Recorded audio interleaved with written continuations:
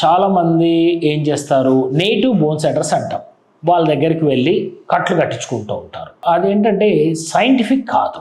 అంటే ఏంటంటే వాళ్ళు ఏదో రకాలైనటువంటి ఆకులు, తర్వాత ఈ మూలాలు ఏవో వేసి గట్టిగా కట్టడం ఇవి చేస్తూ ఉంటారు.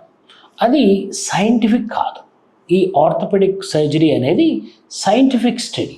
అంటే మనం బోన్ని ఏ విధంగా కరెక్ట్గా అప్రోచ్ అవ్వాలి, ఏ ఇంప్లాంట్ సూటబుల్ అనేది రియల్ సైంటిఫిక్ ఎవిడెన్స్తోనే ట్రీట్మెంట్ ఇస్తాం.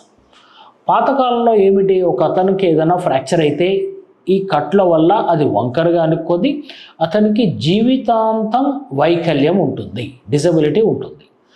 ఆర్థోపెడిక్ ట్రీట్మెంట్ డాక్టర్ దగ్గర తీసుకొస్తే డిజబిలిటీ లేకుండా చేస్తారు, బ్యాక్ టు నార్మల్ చేయడానికి అవకాశం ఉంటుంది.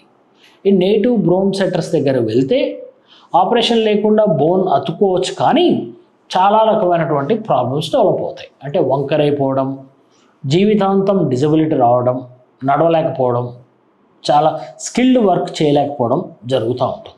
62 లక్షల మంది ప్రజల్లో మెడ్ప్లస్ బ్రాండ్ మెడిసిన్స్ కి మారడం వలన 915 కోట్ల రూపాయలు సేవ్ చేసుకున్నారు. అదే మెడిసిన్స్ అదే క్వాలిటీతో 50 to 80% డిస్కౌంట్లు.